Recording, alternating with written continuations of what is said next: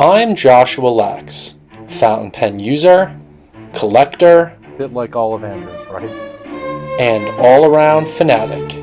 In fact, I'm so obsessed I started a business where I get to work with other people's pens. And now I want to share with you everything I love about the world of fountain pens. From the new pens, to the old pens, the nibs, the ink, the paper, and of course, the people. This is Uncapped. In 2023, I was at the St. Louis Pen Show. And while a well-run show, St. Louis, compared to other shows, are a little bit slow. So I was walking around the show floor, and I came upon this table, and the gentleman who was running the table, or whose table it was, had this, we'll call it the bargain bin. It was a plastic shoebox with pens in it. And I started looking in the bargain bin as it was, because the bargain bin did not seem so much like we're talking regular bargain bin pens. So for example, he had in the so-called bargain bin a Sheaffer Legacy, which at the time when it was being retailed, I believe was like a $300 or $400 pen. It had a gold nib, it had a reproduction of the Sheaffer touchdown filling mechanism, all of it. And his pen wasn't filling, so he was selling it for parts. But it was a complete, potentially able to work pen. And I got this pen for $30. He had another pen in the box. In its heyday, it sold, or at the time of its retail, it sold for way more than $300 or $400. It was more like a $900 or $1,100 pen. And it is this Omas. I am not positive of the model. I believe it comes from like the 20 teens, the late 2000s, early 20 teens, before Omas went kaput the first time.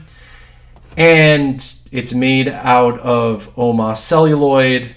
It has a gold nib. I don't think it's the original nib, but no matter. This pen appeared to me when I picked it up out of the bargain bin as it was to be complete. And I frankly couldn't understand why it was in said bargain bin. And then the seller told me it was only $30. Looking at this, I said to myself, and I was looking at both of these, I was like, $60 for both of these? I mean, why not? Let's give it a go. So this pen was pretty much, this was a real simple operation to get working, and frankly, not that interesting. But this pen, which is now filling and writing, that was more of a drawn-out process. And what I'm going to do today is I'm going to take you through the steps that I went through, particularly the final stages, to get this writing. So for those of you who enjoy, say, like an Adam Savage tested type of thing, I think you'll get a kick out of this. For those of you that love beautiful Italian pens, you love Omas, you just like pens in general, hopefully everyone's going to enjoy this. So sit back, relax, and let's take a look at what it took to get this beauty back to where it needed to be. Here are the constituent parts of my so-called $30 Omas, right? We have the cap is all in one piece. We have the nib assembly here. We have the barrel, the section, and the piston unit. Now, why was this pen $30? I waited to tell you about that part until we've got this all disassembled. And the reason it was $30 is it was being sold as a parts pen. What had happened was that this piece here, this plastic tube, had cracked down here. And where it had cracked was where the piston sits in this plastic tube, right? So if you think about what this is where you fill the ink, right? So this plastic tube is inside the section in the barrel. This part threads into the section. This part is underneath the barrel. The barrel threads right here. This area here screws onto this area right there. But this is what's underneath, and this is what allows you to basically fill into the barrel, quote unquote, while it's really this plastic tube. Now, these things are notoriously fragile, and they're basically the load-bearing part of the pen. And what had happened here was this down here cracked. And so you couldn't really fill it, and if you tried to actuate the piston, it would just turn on you, right? And you can actually see, so we have that's the plastic piece. On the bottom of the piston here is the other side of that, and I can almost screw it off right here, and it's going to come off any second. It's a little tight, which is good to know for when we reassemble this momentarily. So we have it now completely disassembled. Here is the broken piece of, we'll call it the inner tube, the rest of the inner tube, and now the piston unit is free. Let's take a look at what I had to do to get this disassembled. So to begin with, when I got the pen, this came out, like it just pulled out from here, but this inner tube was screwed into here with the barrel over it, with the nib unit, which is up here, which consists of the nib, the collar, the feed, and an O-ring that goes around the edge of the collar, all together. So everything was all connected. The only piece that was free was obviously the cap, and the piston unit with that cracked piece of plastic was coming off. It took me a while to figure out the best way to get it off, and I'm going to show you some clips that show the various steps I went through to figure all that out. In the process of disassembling the pen, I hit a point where I couldn't get that metal section off the plastic inner tube, nor could I really get the nib units to screw out. So what I'm doing is I'm soaking everything just in regular water to try and help it disassemble, to basically let each part screw off. And sometimes just soaking it can help do that. Just soaking these parts wasn't enough to get them to unscrew from each other, so I put everything in my ultrasonic. Now, an ultrasonic is very good at cleaning out small spaces, and you can actually see kind of wisps and ribbons of dried ink dissolving into the water coming out from underneath where the section meets that plastic tube. That is dried ink getting dissolved and cleaned out, so hopefully that'll help us take apart the rest of these pieces. So this nib unit needs a wrench to actually fit into two grooves inside the plastic collar that is holding the nib inside the section and inside the inner tube. So what I did was I made a modification to a Chinese Mont Blanc 146 nib wrench. I've been trying to get it to come out this way. This is just not budging. So I'm going to have to turn to another solution if I want to try and get these pieces apart. The next thing I'm going to do is try to use some gentle heat. So you see there that object with the red nozzle is a craft heat gun. I'm applying heat to the area around the section to try and aid the nib unit and the inner tube to unscrew from the section. In a second, you're going to see me actually move the pen away towards me. That is to check to make sure that the pieces are not getting too hot. So I'm actually touching them to my lips, which is probably the best way to ensure I'm not going to burn them or overheat them. The next thing I'm going to do is attempt to unscrew the metal section off of the plastic inner tube. So I'm using two spark plug pliers. One is holding the plastic inner tube, one is holding the section. And as you can see, I'm trying to twist it, and it is very tight. So what I'm going to do is I'm going to try and gently work it. But in a second, I'm actually going to make like a jerking motion. And that jerking motion is meant to break whatever dried ink or dried material is holding it in place. You'll hear that now. All right, so that seal, that material is broken, and now I can just gently unscrew the section, gently to avoid damaging any threads, and gently to avoid damaging the nib. So that section will come off, and we can move on to the next step.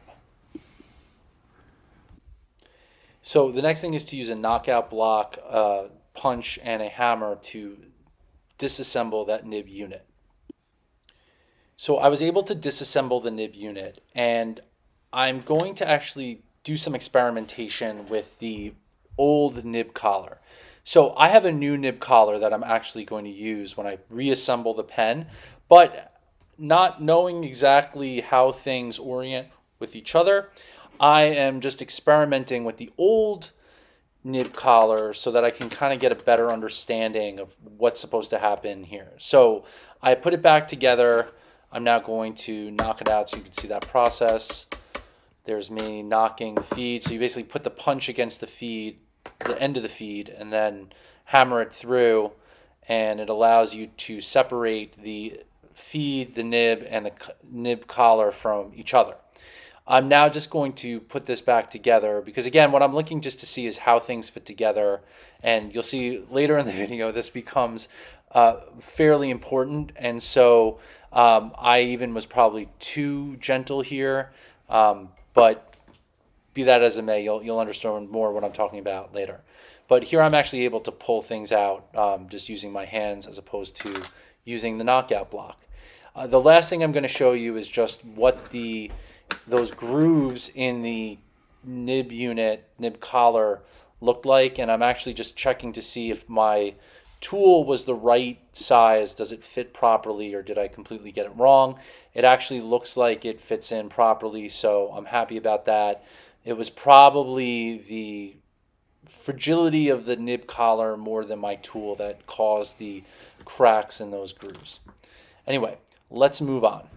So the pen is completely disassembled, and the question is, what is it that needs to be replaced to get this pen back together and working? And the answer is it's really two parts. So it's the nib collar here and a new inner tube, because this one is obviously cracked. Now let me talk about the nib collar for a second. You could see in the video that I had some difficulty using the wrench I made. I don't know if it was me or it was the collar. I'm willing to allow for both. The collar has these two teeth, as you saw, where the wrench should fit in, and particularly on this side it chipped, and it could have been a problem with my tool, or it may just have been that this is an old, very fragile piece. These things are notoriously fragile. If you go online, you'll read all about people complaining about how fragile they are. The good news is that these types of parts can be obtained if you need to replace it, and I'm in the fortunate position where I have something that is going to be replaceable. This one, I believe, is the Milord size. So Omas had different size pens. They had the Paragon, which I believe is the biggest one, and then down from that was the Milord. And I'm talking about now in the era that these were made. Over the course of Omas's history, they had different models, they had different sizes, they used numbering at one point, they switched to names. It is, just dependent on the era in which you're talking about. But this era, they had the Paragon and they had the Milord. Why am I mentioning this? If you go online, there's a website called penboard.de. It's run by this very, very helpful and community-forward fellow named Tom Westerich, and the replacement parts for this came from him. Tom has the nib collars, and you can get them in the Paragon size or the Milord size, and I think he has enough of them that if you need to order more than one, you'll be able to do so. The other thing with Tom is, around the time that I bought this pen, I saw that he was working on creating replacement inner tubes using polycarbonate, which is I think, much stronger plastic than whatever plastic was used for this pen and this inner tube. As of the time that I got my replacement tube, which was several months ago, he was only making polycarbonate replacement tubes for the Paragon. At the time, he was not making the Milord size, but what he was able to do was actually send me a fully functional replacement Milord tube to go into this pen. He also sent me a replacement inner sleeve, which is great because I didn't know if I was going to break that or not, and of course that cracked a bit. It probably is usable, it's just I'd rather go with a complete one if I'm going to be putting the effort in to work this out. And this one has the O-ring on it. I took the O-ring off here and cleaned it Okay. So that's what we need to get this started. The other thing I'm going to be using is silicone grease. The silicone grease is mainly to seal the threads from this piece here to keep ink from leaking forward. And then obviously we need to grease the piston to make sure that is sealed and can travel up in here without creating a lot of friction. So it's a lubricant, but it's also something that seals the ink one way or another. Now, I have not done this operation before. I believe it will go smoothly, but it may not, and maybe you won't even ever see this video because it'll be such a disaster. But I've already tested a little bit to make sure that these parts are going to fit together. So because it's metal on plastic, I'm trying to be a little ginger there, but that feels like that's going to fit in. So we can take that off, hopefully. That's good. This should fit over this. I mean, it's crazy that they use something like kind of flimsy plastic wise to be like the load bearing weight of the pen, considering, you know, this metal section and this piston unit basically hang off this thing. This thing doesn't really put pressure onto the tube, but the things holding this in place are being held in place themselves by this. So it's kind of a interesting decision. I mean, I'm sure it was made to make life easier, but the quality of the plastic that was used is what really creates the problem. And I'm going to find out if Tom needs a donor Milord size tube to help him make the things, to make the new inner tubes. So we're going to save that. I will find out. All right, we'll move that to the side. So let's get to work. So I've reconfigured things a little bit here to allow us to work a little bit better. Hopefully it'll help with the focus on the camera. But the starting point is going to be to put this nib assembly back together. So I'm going to line up the feed with the nib. That looks pretty good to me. Again, this is all keyed. And then we're going to find, and there it is. I think you can see the step. Let's see. There's the step. You can see it on the camera if you look closely, right? So you're going to line that up and very gently, it's a little tight. There we go. Push that into place. I'm going to just give it a little bit more push. That probably is it. Looks pretty good, right?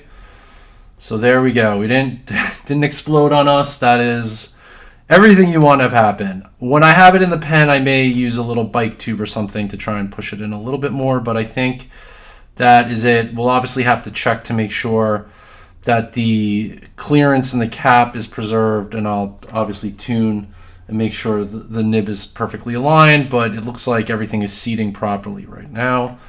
I don't want to push too much, but that looks pretty good. Okay, so that is stage one. Now, the next decision I have to make is what is going to go on next. And the way I was thinking about this is I should do it in the order that I took things apart. So last off, first on, right? And we'll take it from there. I think that that's going to work best. So what we're going to do is we're going to actually now thread that nib unit back in. So I have a probe. You can get these from a jewelry store. I got my silicone grease. I'm just going to take a little bit of it. That's what these probes are great for. You can use it with different things. So you see there's a little glob right there.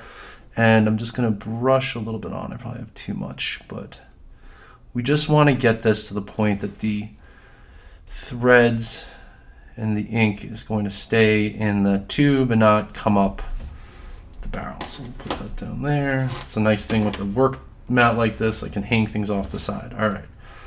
And if the silicone gets all over that thing, nobody needs to worry. All right. So you see this screws in very nicely now because it is more or less lubricated, and also I'm not dealing with the pen. That wrench is really necessary when it's in the section, and the section has little marks in it, but again, $30 Omas, I think we can live with that. So what we're going to do now is we're going to thread this back in, and when I took it apart, you saw it just went right over. So here we go. I don't like that. I felt a little off. I'm shaking a little bit with anticipation. That's going on. We are almost in business. Let's see, it stopped. Does it go on a little bit more? I think that's it for now. That's okay. All right, and I can get that back out if I need to. Not totally torque down. That's the other thing. When you're putting a pen back together like this, you don't necessarily have to torque everything to its maximum thing. It's actually better in some ways if it's all functional and it's not leaking on you, that it can be taken apart easier, which I can still do that if I want. That was one of the problems I had, was taking this whole thing apart. It had a lot of dried ink in it. But as we can see, we're getting somewhere. Okay, next thing that's going to go over is the celluloid. Some people call these a binda. I'm just going to call this a barrel. So that just threads right back on there. And it's nice that this is so modular. I will say that I like that in terms of that. Okay. All right. So we are almost back to where we started. And this is the part that I'm actually most nervous about. Why am I most nervous about this? Well, one is we need this to be, I don't know why that, let's see. Okay.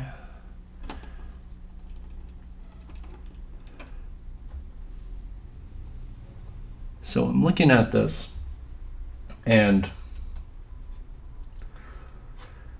I see there's a little gap there, and I'm trying to figure out what's making the difference and if it needs some sort of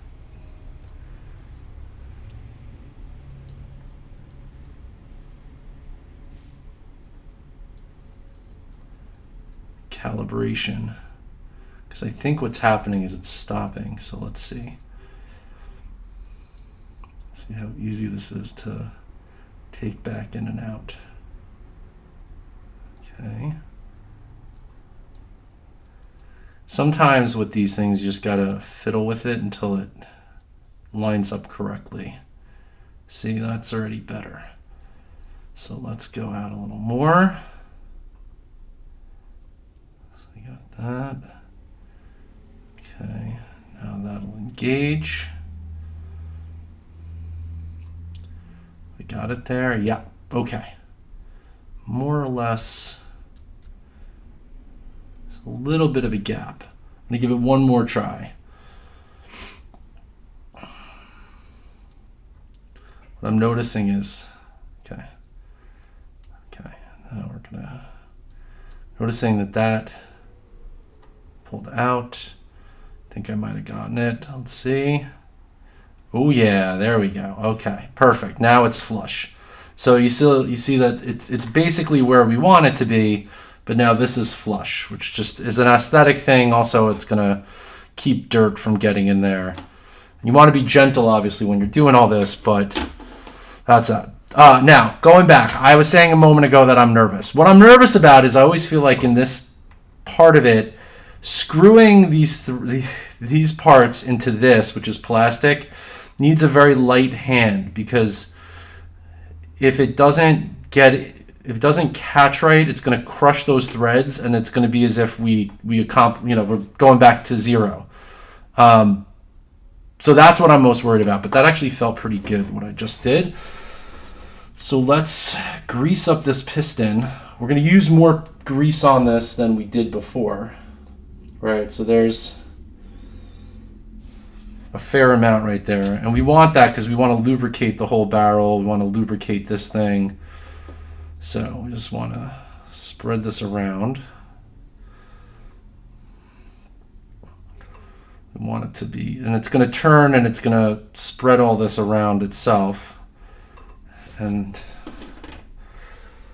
here we go. Everyone, what does Samuel Jackson say in Jurassic Park? Hold on to your butts. All right. Yeah. Here we go. It's getting a little tight, but that's okay. It's going in. All right. Just what's going on here. Why is it not seating completely? Uh-oh. See? So that's working. So you can see there's a little gap, so we got a problem. I think I'm going to just go back until we figure this out.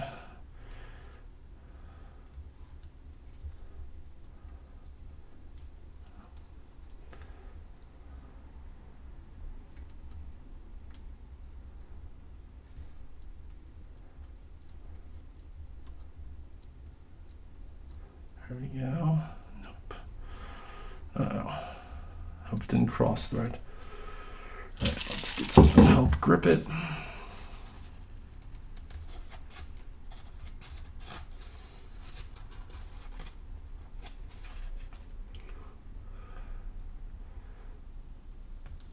There we go. Okay, let's see what's going on here. Oh boy, the whole thing's coming out. Oh, I wonder if that's what's... So we can see that it reached that in the right spot. I wonder if it's actually up front is the problem. So over here, yeah, so you can see.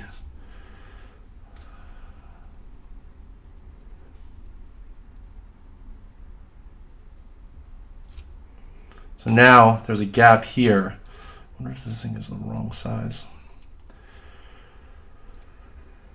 All right.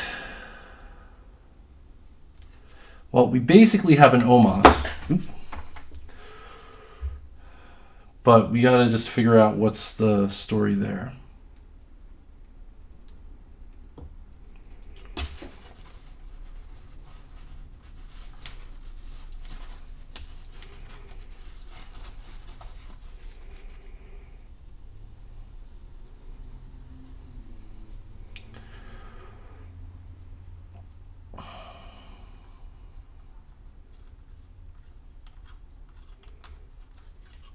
Okay. Oop. And I think I know what it is. I think this is what the problem is. It's that this O-ring needs to be up a little more.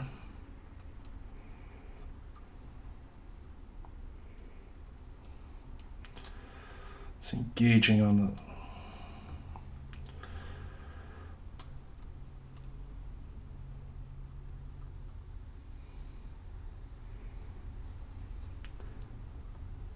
Okay, that is that. That's not the issue.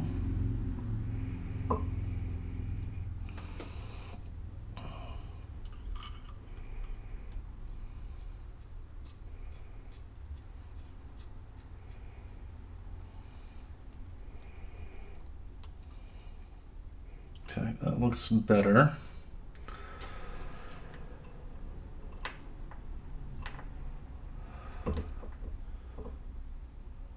Perfect.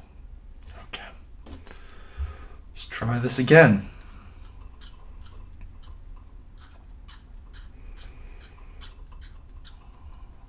Okay. That's looking all right. Let's give this a little more grease.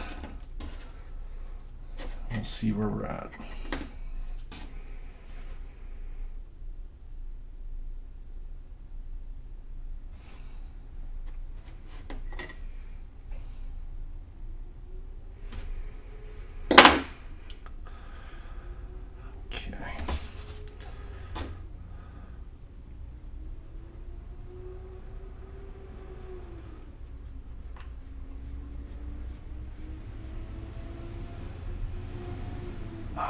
Still not. Okay. So I got the pen disassembled again. Luckily, everything looks like nothing's cracking or stripping or anything. But I think I found the problem. So this is the new collar, right? And I was looking at it in comparison to the old collar. And what I noticed is that the collars are two different lengths. So if you look at them, let's see, make sure I get this on the camera, right? So if you look at, oh, sorry. Let's do this. actually, if you look at it this way, right? This is trying to catch the light the best. Okay, so if you look at it, oh, that's upside down. I promise I have a point to make, and I'm going to show it to you. Okay, so if you look at it, right, they're more or less even, but there's just a hair more material on the end of that new collar, right? And I think that's what's actually inhibiting it from going all the way in. So if you look at it this way, right, this is it. This goes deeper into the, right, if you look at that, that is the old one in the new tube. All right, so, right, so that is probably the right clearance above the section. And let's move this up a little bit to get in the way. All right, this, when it goes in, leaves so much more distance on the end, right? Because if this screwed all the way in, you can kind of see where I think it should be stopping. There's like, I don't know, at least a millimeter more material. So what does that mean for us? That means that this is a little more complicated, but there is a solution. So what I'm going to do is I'm going to knock this out of here, being careful not to damage this, the collar. And then I'm going to have to sand down this bit here just to get it more like this. So probably needs to lose like a millimeter of material. Hopefully it won't be that bad. But let's do that, and then we'll come back and see what our results were. So I've knocked this out. I'm going to need to clean the feed because I feel like I got some silicone grease on it. So we'll do that in a second. But here is the section, or the collar. One thing I just want to point out, as I'm doing this, I'm seeing like the walls of this are not perfectly center. Not that that's going to affect the usability, but what I am going to do though is I'm just going to sand this down to get it to the point where I feel like it's going to not give us a problem in terms of the clearance. Because the other thing I noticed was the top of the nib definitely felt like it was touching the inside of the cap, like here, and I knew something was up with the distances and where things were seated. So hopefully this solves the problem, and we will have a completely restored $30 Omas pen.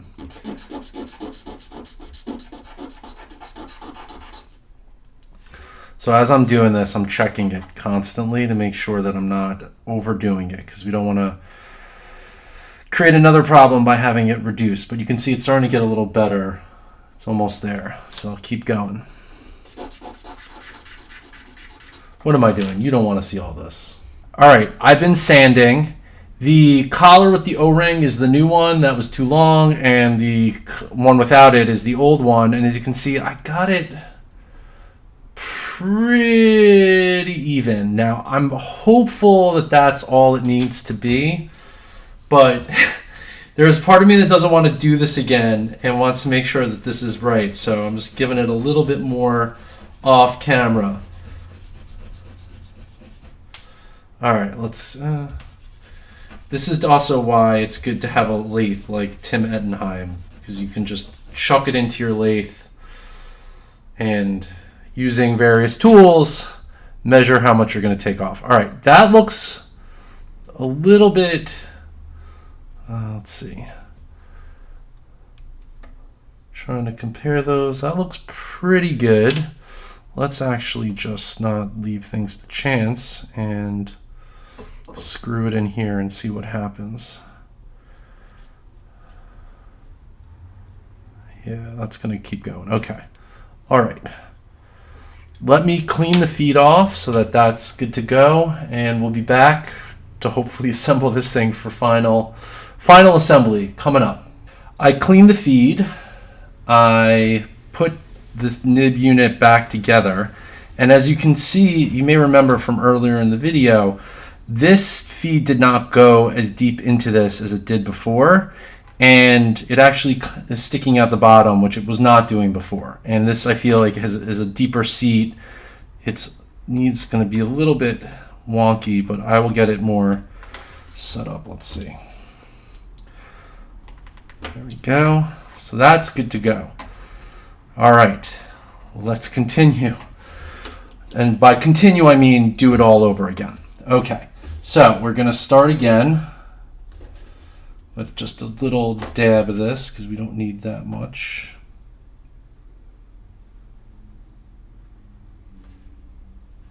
Okay. And it goes in here. We'll see how deep it goes. That will help us. Okay. Hopefully that is enough.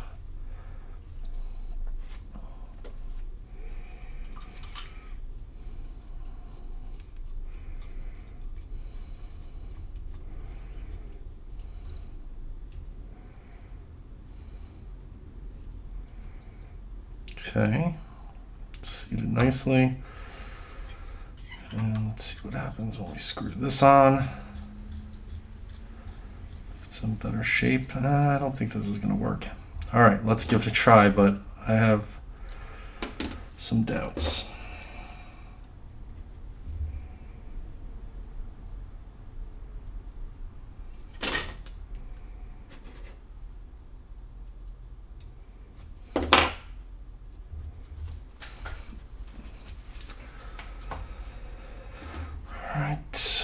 Let's see what happens here.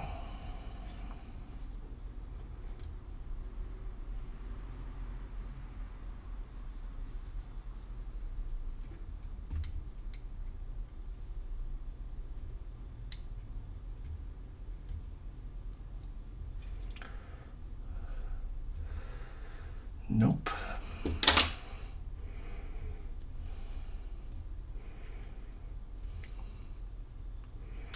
Well, that was not the solution. All right, back to the drawing board.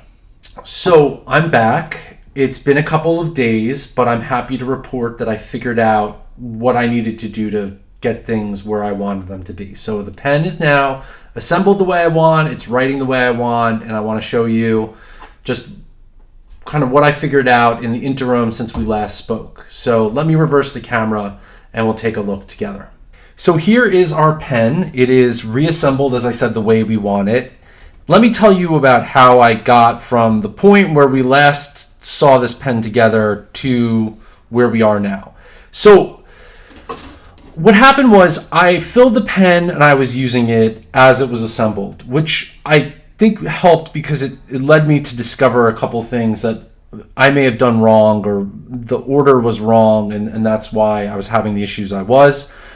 It was a great learning process. Let me tell you about it. So the first impetus to keep working on the pen was I started to notice that this nib would sometimes click against something inside the cap. And if you look in the cap, you can see that there's a metal piece. That is a nut that is screwed into the top of the cap, and that actually holds the clip in place. So there's an assembly in here for which this bolt or nut that you can see right there sticks out into the space of the cap. The nib was hitting that. So it said to me I needed to do better in terms of seating it. And it was a little bit far out, but I thought it was more or less as far as it would go. So I was like, I think I need to, again, take this apart. Now, in the process of taking this apart, what I realized was I had been neglecting to consider the effect of that O-ring that sits on the nib collar and that's located somewhere in here. A third thing I noticed was that I may have actually been assembling it in the wrong order because of that O-ring. So I took the pen apart. I was able to reseat the nib even deeper than I had before, and I think this is actually the optimal place to have it sitting inside the section and against the feed, right? And it's writing really nice now. Hopefully it's not drying out as I'm holding it here. The next thing I did was I just took some time to see where that O-ring should be seated. There inside this section here, the metal section, there is a step where I think the O-ring should be seated against. And that was like the next thing that I figured out was an issue. The last thing was how I was assembling it, I think, was the wrong order. During this process of figuring all this out, I realized that the real order to assemble this to get the best result in terms of the reassembly was actually for me to, one, screw the nib assembly back into the inner tube, then do the piston assembly into the inner tube. So basically have the piston and the nib in it, then slide the barrel over the inner tube and the rest of the assembly, and then only then put the section on and screw it in. Why do I think that that was better? I think that was better because that actually allowed the O-ring to seat better, because it basically was getting pushed down and squeezed in the way it's supposed to inside the section. So the space then became more efficiently used, and now as you can see there is no gap between the metal parts because it's all fitting together properly. So that's how I solved the problem. The nib is in great shape. It's seated where it should be. In fact, I took a look online, which was a bad on me. I didn't do a little more pre-repair research. This actually is more like where the nib should be seated. You see Omas nibs, depending on the design, protruding more. In fact, even the modern ones that Frank makes, they come out more. So I thought we were okay, but I realized in retrospect that was something I missed. But that is the process of learning, and I'm happy to share it with all of you as a teachable moment. Before we continue, and because the pen is assembled the way it should be, I figured I would give you some information about this model. Now, I know at the beginning of the video I was very cavalier about what this model is and some other particulars, but because I took some more time to do this than I initially intended, I actually also did some research, so I wanted to share with you a little bit about what this pen is, where it fits in with things. So this is the Omas Bologna. That is the model. Bologna is a city in Italy. I believe Omas actually started in Bologna, but someone in the comments can fact check me on that. The celluloid it's made out of. So Omas made obviously different types of pens. They even had titanium pens at one point in this period. But they were known probably most famously for vegetal resin pens or cotton resin pens. It was like a type of plastic, and the celluloid pens. And in fact, I believe that Omas celluloid was stockpiled in a way that they had so much of it that they were basically using decades old celluloid for decades. So even in the period when this pen was made, this might have actually been a rod of old celluloid that had been cared for and preserved over the years. And I think that is also what kind of builds the cachet of the Omas celluloid. Most people are familiar with Arco. Arco celluloid is probably the most popular and the most sought after of all the Omas celluloids. I like Arco. I don't own anything in Arco. If you ask me what the most interesting Omas celluloids are, it is the loose ends, and there's a black loose ends and a blue loose ends. This one is called Red Scarlet. I think there was a similar celluloid that was like a greenish olive color, and then there was a similar bluish color, and they all kind of had like this cracked ice kind of chunky look with the black things in it. But this Red Scarlet, I think, on its own is extremely beautiful. It has a little bit of that celluloid translucency, so like when you look at the material, it almost looks like you're looking through like a veneer or a coating at the material. That is just how the material is. There is no coating or anything. It's just how celluloid tends to look. I think that's one of the things that draws people to it, is that kind of translucency that you get even in like a solid matte color area in the material. One thing I also misspoke about was the nib. So this is the correct nib for the Omas Bologna model that I have. Now, why did I say at the beginning that I wasn't sure that this was the correct nib and that it might be a replacement nib? When I bought this pen, I was speaking to someone else who was a, we'll call them an Omas fan, and they suggested that to me, and I kind of ran with it. Having looked into this more as I was doing this video, I can now tell you that I think this is the actual nib that came with this model. So that is the pen. This is an Omas Bologna, again from I guess the early 20-teens or something like that. There were other versions of the Bologna, and in the time frame that this pen was made, some of the aesthetics you see in front of you were being utilized as well. So there's other pens that have metal sections that are not necessarily celluloid.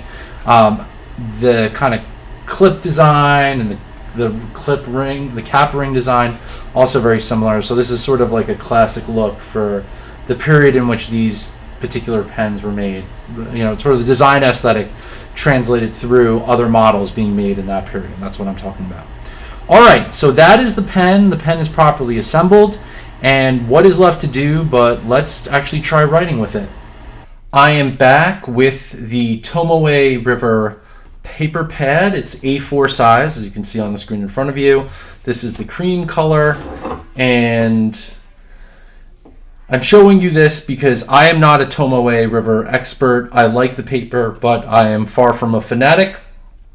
I don't know if this is the so-called original Tomoe recipe or this is the newer one from Sanzen that people tend to complain about as not being as good, but nonetheless, some folks enjoy. I got this pad, it was gifted to me essentially, ultimately, by Yoseika. I did 2 days of nib work there, and I needed a notepad to allow people to test their pens. So actually, if you look in here, you see lots of people testing their pens. I know that that's an architect. You see common phrases like the quick brown fox, etc., different names. So it's always fun to keep these and kind of look back. Okay. So let me open up to a fresh piece of paper here, and we will do the, my apologies, we will do the writing test. Let's make sure we're in focus. There we go. Okay, so we have the Omas Bologna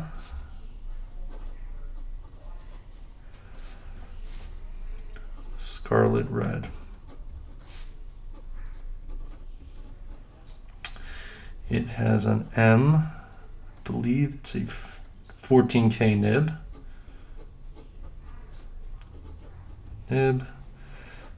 And I didn't mention this before, but this is inked with Terra, you know what? Let me just show you. So this is Teranishi Guitar Ink Smoky Navy, which is probably my favorite of their different colors. They're great ink. It's made by, well, it's covered, but I think the manufacturer is Nakabayashi. It says it somewhere on here. Anyway, they do the Tatcha inks as well. Tatcha inks are great. I just really like this really dark navy color that they came out with. I think this is a newer color. There's a color called Antique Black, which is like a very dark black that shades brown. But enough about the ink. Let me tell you about the pen. So it is not as wet as when I had the nib sticking out earlier, but nonetheless, it is a great feel against that paper. And, you know, Omas has a huge following. It was around for decades, and then in the 20-teens, I believe it went bankrupt and shut down.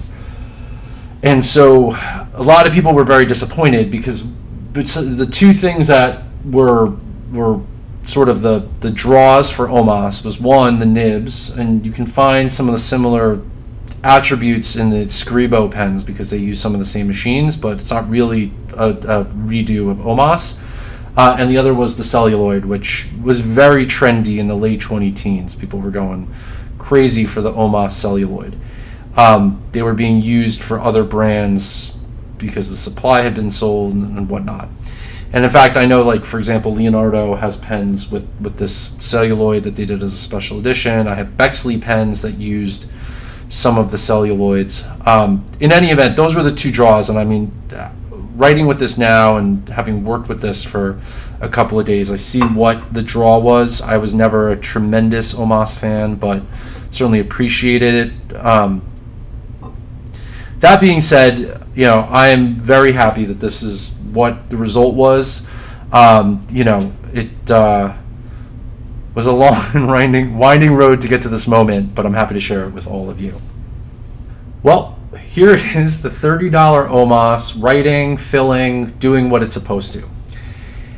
I'll just say as a point, I often forget that I should videotape some of this stuff and like use it in a way that allows people to learn or experience it with me. And I've had many projects like that where I've regretted being too far down the road to really show anyone something. So I was really happy to have the forethought to be able to at least think ahead of time that, this would be something that might be of value, might be interesting to people. So I was really happy to be able to do it for and with all of you in mind. Now, why did I make this video? Why did I have that forethought? And let me start by just showing you what my Omas collection is. And not that anyone has to have an Omas collection or even one Omas. Really, I went years thinking I would never really own one, or did I even really care to own one. But both of these pens came my way in some form based solely on the fact that they were damaged and being sold at ridiculously low prices. So you have the $30 one and you have the $50 one. But what is the point of that? The point I want to make is I bought both of these pens basically as projects, right? So obviously you saw the entirety of this pen and all of its issues. This pen as well, I don't even know what the model is. It might be the Ogiva, it might be the 557. This pen itself, the piston needed to come out and be relubricated because as you turned it, it wasn't smooth like this. It was basically sticking. And then the cap had a whole other set of problems, which is that there's a nut that, as we talked about with the other pen, that holds the clip in place. The nut had basically corroded off and was just floating inside this cap, and so I needed to actually have the cap assembly rebuilt. And Frank, who runs the current iteration of Omas, is actually his father who was able to do that for me. So what am I trying to say with telling you about all of this? Which is, so these are two luxury pens. People love to own them. People love to use them. And I could have bought these at any point in the history of the company, because I was into pens, for whatever the retail value was, and I probably would have enjoyed them and been proud to own them. But having bought them damaged, needing pretty much in both cases a significant amount of work to get them assembled properly, filling properly, and writing properly, I basically added an element into my ownership of these objects that I would not otherwise would have done. So if you think about, right, pens, pencils, whatever writing instruments, right, you acquire them in some sort of transaction, right? You take them home, you take them to the office, you write with them, you fill them with your favorite ink, then you write with them, obviously that's the order. You journal with them, you draw with them, whatever it is, right? And it's a tool that you might come to love, or it's a tool that you just enjoy using. For me, I enjoy adding like another element to the pens I own, which is to put something of my own creative or artisanal or mechanical abilities, such as they are, into the pen. Because then the pen has something extra special for me. And you may not agree with that, you may not value that, but I'm just telling you that that is something that I value in it. So like when you watch Tim Ettenheim and myself work on all those pens, and you watch me working on this Omas here, or talk to you about it, I enjoy the idea that I've added something of myself into the pen. And so whether it's fixing the pen itself or modifying the nib to write differently, which is another thing I do, obviously, the pen becomes something that I've modified or I've made my own. And that to me is a really great added experience in addition to the writing. And I wanted to show you all that process here in this video. So thank you again for coming with me and exploring that process together. I continue to develop new ideas for the channel. I know I've forecasted some things to come. We've clearly been on like an Italian pen kick. You should not expect that to stop. I have more things to talk about with great Italian pens, both old and new. We are heading into the summer pen show season, which includes DC, it includes San Francisco, which are two of the biggest shows, and then obviously there's going to be a series of shows in the fall. So a lot of you will be out there in the world shopping for fountain pens at different fountain pen shows and different events. So there's been some questions in the comments that people have asked me to answer, or topics people have asked me to explore. So where I go next, I think I'm going to cover some of those things so that people have that information as they're heading out into the pen show season. And if you see me at a pen show, feel free to ask me more information. But I think that's what's going to come in the coming weeks. And we'll also be talking about Italian pens. We'll be talking about sailor nibs, as I've said before, but lots more interesting stuff to come, both entertaining and informative, and I look forward for all of you joining me in all of that. So once again, thank you so much, and I will see you real soon.